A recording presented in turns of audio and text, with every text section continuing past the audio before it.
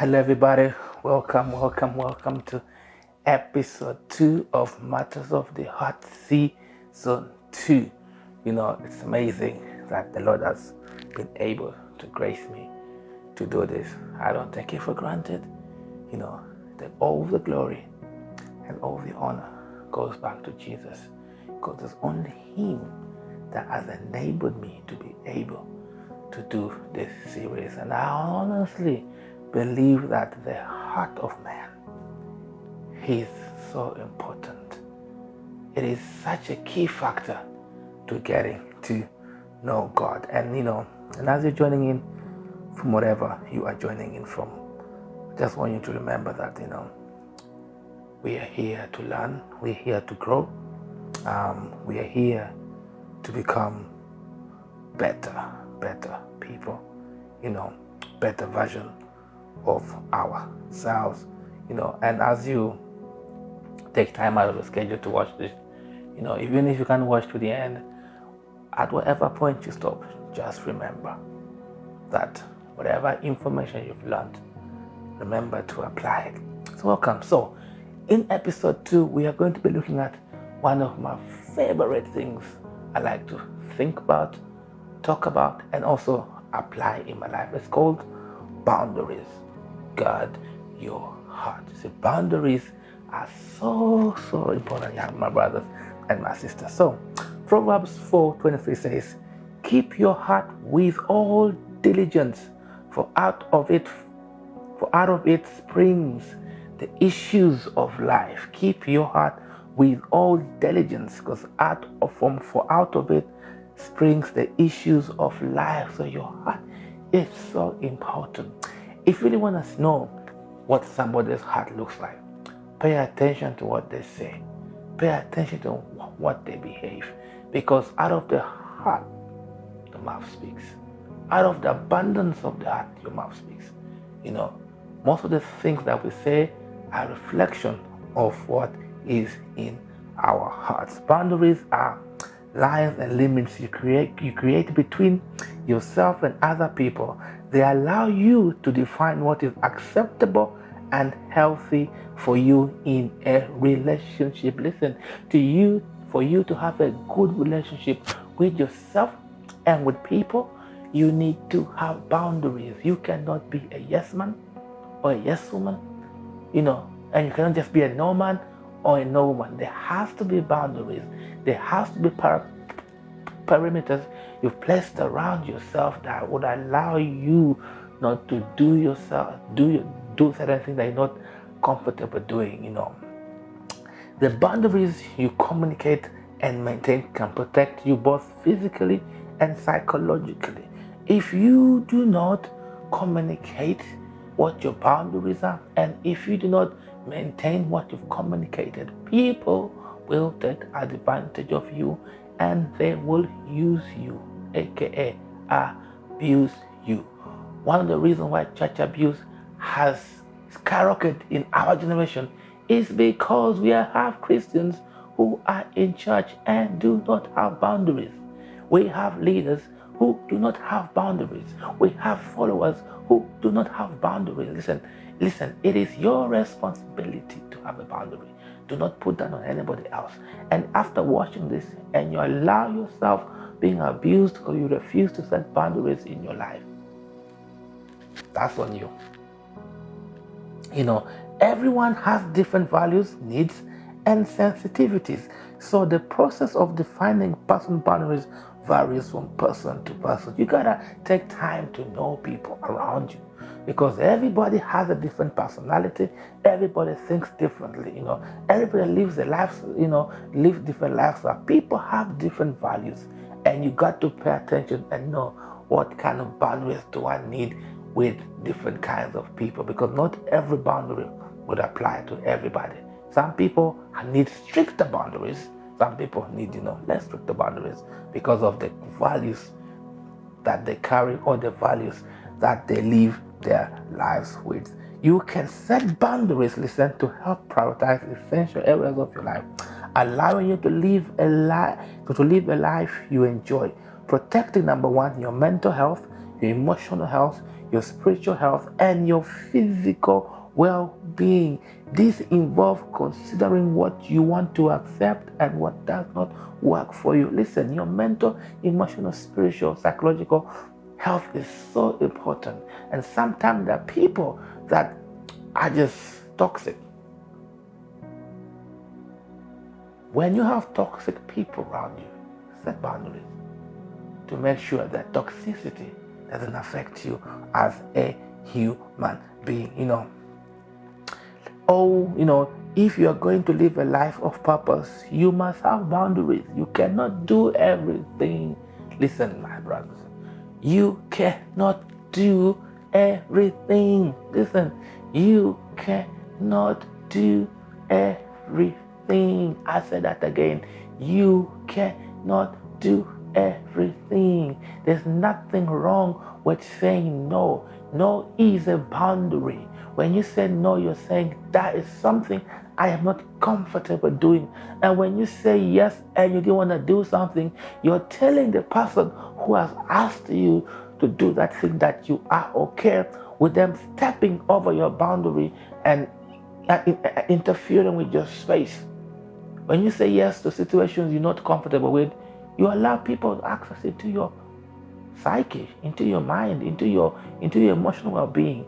And if they go ahead and now behave in a certain way that will get you offended, you could have stopped it at the very beginning when you said no, but you chose not to. Now, let's look at a few things that can help you, my brother and my sister, to set boundaries. Number one, you need to know and define your limits.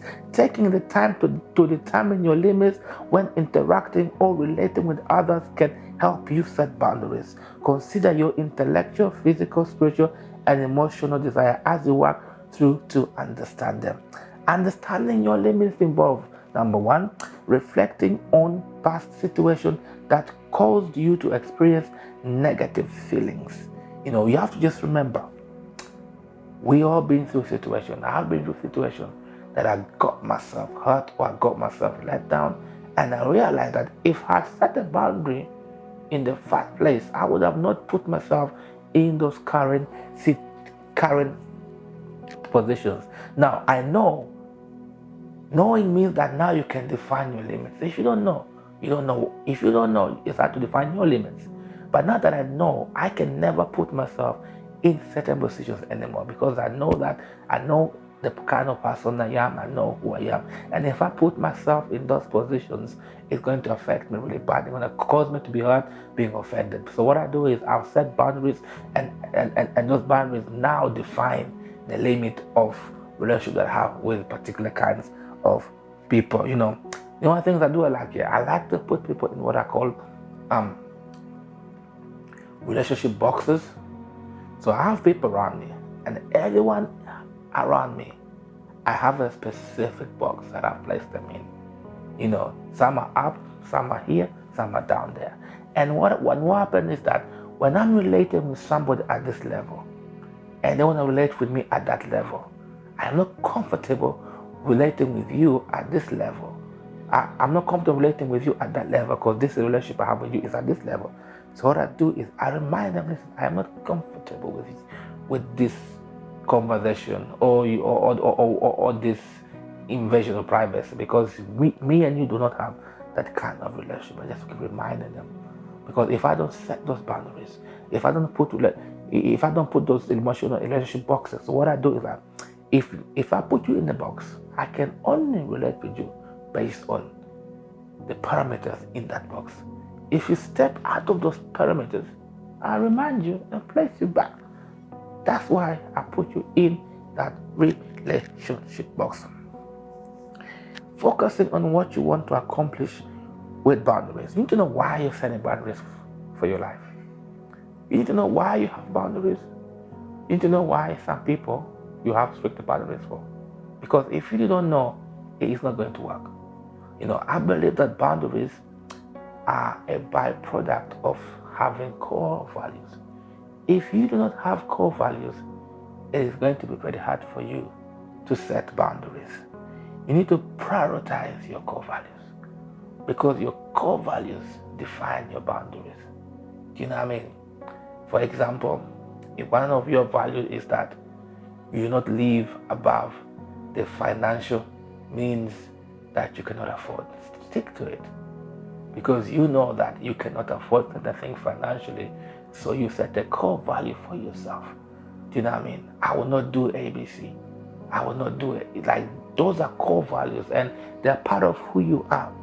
And when you have those core values, it means that it's easier for you to have stricter boundaries. People will treat you based on your boundaries. Boundaries help you manage relationships around you. People will treat you based on what level of access you want them to have towards you. And you decide that. Don't allow anybody to manipulate you.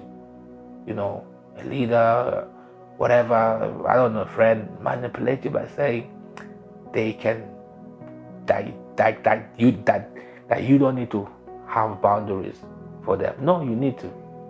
Because if you don't have boundaries for the relationship, it's going to affect you in the long run. You know, Proverbs 25:15 says, withdraw thy foot from thy neighbor's house, lest he be weary of thee and so hate thee. Know when it's time to go. Stop trying to just force yourself into people's lives and force yourself into people's space when they don't want you there. Even when you go on a visit, just know. Sometimes you can just see like the person you visited wants you to go. Oh yeah, pack your bags and go. Don't waste time in there. 2 Corinthians 6:4-14 says, do not be unequally yoked together with unbelievers. For what fellowship has righteousness with lawlessness?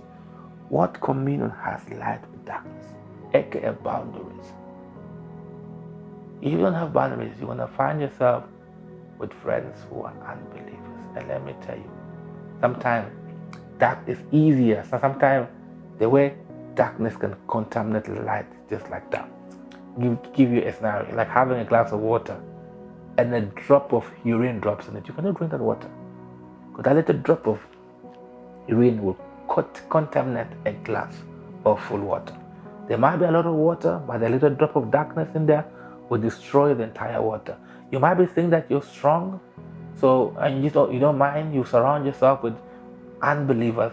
It's only a matter of time that you start speaking, thinking, and behaving like them. Number 2, you need to evaluate relationships. Different relationships require specific boundaries because you connect with people based on values. You know, you might want to think this way about your boss, colleagues, friends, family, or anyone else. Some relationships will require stricter boundaries than others, depending on the level of intimacy. I already mentioned that before. Not every person should have access to you. Simple. And number 3, listen. You need to learn to communicate clearly. Communication is so important when it comes to having boundaries. If you have to kick off, if you have to just, say what you need to say, say it. Don't be shy. In the long run, we're going to suffer. You are going to suffer because you've allowed people to just come into to make you violate your principles and your values. Do you know what I mean? Anyway, we continue. Clear communication is the best way to set boundaries. Try to let people know your limit up front and ask them to respect it. Anyone who does not respect your boundaries, do not allow them to be in your relationship circle, because that person doesn't want to be your friend. The person doesn't respect you. In fact, they disrespect you. How can you tell them I don't do this and they're going to force you to do it? That is disrespect. You don't need people like that around you. When you are clear about what you want and need, it's easier to implement and avoid unwanted situations. Never stop talking until they get it. And if they respect you, they will respect your boundaries. And if they don't respect your boundaries, then maybe it's better to move on without them. Listen, saints, it's better to have one friend than have 5 friends who are not going to respect your boundaries. You have placed those boundaries in place to protect your relationship with God, number 1, relationship with yourself, number two, and your relationship with people. If anybody comes around and doesn't respect that, listen, let them go. They don't need to be in your space. Ephesians 4:15 says, but speaking the truth in love may grow up in all the things into him who is head, who is the head, Christ. Of course, if you tell them the truth, but in love, of course, don't be rude, whatever. But tell them the truth. Tell them, I don't do this, and be firm, be serious, so they know. And since lastly from this beat, you are not responsible for a level of relationship someone has placed on you that you did not agree to. Do not allow yourself to be manipulated into doing things you do not want to do. You are only responsible for the level of relationship you have accepted from a person. Listen, if somebody has placed you in a higher level in their life, that is their responsibility. That is not your responsibility. So don't feel the pressure to relate with them at that level. Okay? Because that level of relationship was not agreed upon. You did not discuss that. You did not speak about that. You didn't talk about that. So the expectation they have of the relationship is based on their own assumption. It's not been communicated. Do you know what I mean? For example, if somebody sees you as their best friend, but you know they're not your best friend. So to them, you're their best friend. That is to them. That's their problem. That's their issue. But to you, they're your best friend. So don't stress about it. Don't try and be dragged into situations or be manipulated or be coerced into doing something a best friend should do for a best friend. But you are not their best friend. You know that. Do you get what I mean? So just remember that that's really, really important. Like for example, if you're like like a young minister and somebody claims you as the spiritual son, but there's never been a conversation. Okay, there's never been a discussion. There's never been an agreement for you to actually say you are my spiritual father. If they claim you as their spiritual son, that is their own business. As long as you know that they're not your spiritual father, it is fine. Don't allow that person now leader drag you into a situation where they call you son and you have to respond. You do not have to respond. If there's never been a communication, if there's never been a conversation of this level of relationship, it is not your responsibility to relate with that person at the level they think you should relate with them. As long as none of you have agreed, it's fine. If you both agreed, then that's okay. Okay? Even Jesus had boundaries. I'm going to run quick and show you why boundaries are important, because I had to bring it back to Jesus, because Jesus is our role model. He's the one we look up to for everything. He's our star. He's the one that did it right. So even if Jesus has boundaries, what does it say about you and me? For example, Jesus accepted his personal limits. Let's look at, because Jesus understood that, listen, I need support from friends. I need some friends around me. What I am about to go through, the price I'm about to pay, the sacrifice I'm about to make, I need some friends to help me to carry this burden, to just be with me. In Matthew 26:36-28, he said, then Jesus went with his disciples to a place called Gethsemane, and he said to them, sit here while I go over there and pray. Now listen, after the disciples sat, he went ahead and took Peter and two sons of Zebedee along with him. And he began to be sorrowful and troubled. Then he said to them, my soul is overwhelmed with sorrow to the point of death. Stay here and keep watch with me. Jesus understood, like, what I'm going through, I need my brothers to pray with me. He understood, that the level of intimacy he had with the disciples was not the same. The level of intimacy he had with the three was not the same level of intimacy he had with the rest. That's why he took the three to reveal himself and be vulnerable to them like that, because he knew that, I have a relationship with these guys. There's an understanding. There was boundaries there. It was, and next thing, enjoying solitude. Jesus always withdrew from the crowd to go away on retreat alone. Jesus always withdrew. When things got too chaotic, when things got a bit crazy, he understood. Okay, and he had boundaries. Like, listen, he didn't want to just take time away. He withdrew himself from the crowd because he needed to go and have a reset. He needed to have a rest. He needed to talk with the Father. You know what I mean?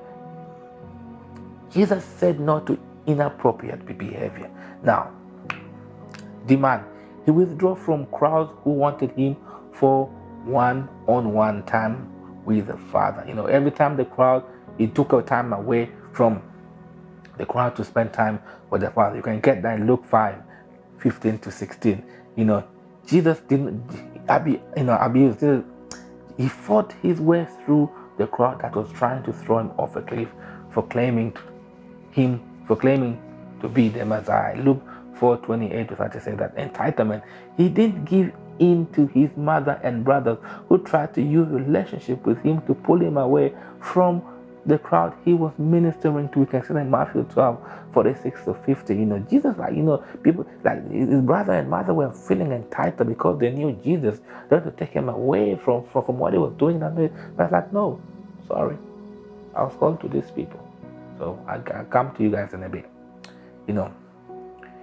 And stuff like when the Pharisees and Sadducees, leaders try to bait him, in Matthew 21:23-27, when religious leaders ask him baiting questions to make him look foolish, he answered with incisive question of his own. He doesn't allow them to bait him into situations he doesn't want to, because Jesus had boundaries. Jesus doesn't allow himself to be manipulated. He said no to Peter and the disciples who had an inappropriate agenda for Jesus to be a political king or a military warrior rather than a sacrificial lamb. In Matthew 16:23, you can find that Jesus doesn't allow the disciples to manipulate him, or people to manipulate him into being something that he was not. Do you know what I mean? Jesus, and this is Jesus showing us that you need to have boundaries in your life. And Jesus taught us examples of how to set boundaries. Personal prayer time. When you pray, when you're praying, there has to be boundaries in your prayer. When you pray, go into your room, close the door, and pray to your Father who is answered in Matthew 6:6. Do you know what I mean? That's a boundary you set. Beautiful. Best time to pray is to go into the hiding, into private, and spend time with the Father. Do you know what I mean?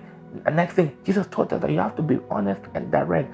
Do not pressure people or try to get them to do things. Simply let your yes be a yes and your no be a no. Anything beyond this comes from the evil one.